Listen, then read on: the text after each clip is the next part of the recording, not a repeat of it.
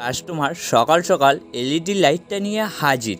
এটা হলো 12 ইঞ্চি ফল ceiling LED light. কাস্টমারের বক্তব্য, লাইটটা জ্বলছিল কিন্তু কিছুক্ষণ পর অফ হয়ে গেল, তারপর থেকে আর অন হয়েছে না। উনি বাজার থেকে ড্রাইভার কিনে চেঞ্জ করে দেখেছে, যখন লাইট জ্বলছে না তারপর আমার কাছে নিয়ে এসেছে।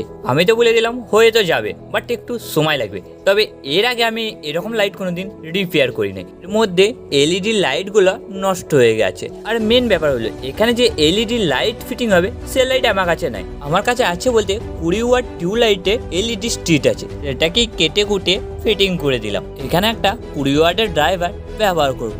চলো, মোটামুটি কাজ আমার কমপ্লিট, একবার টেস্ট করে দেখা যায়। পুরো ওকে, আমার তরফ থেকে কাস্টমারকে 3 মাসের ওয়ারেন্টি তো থাকছে।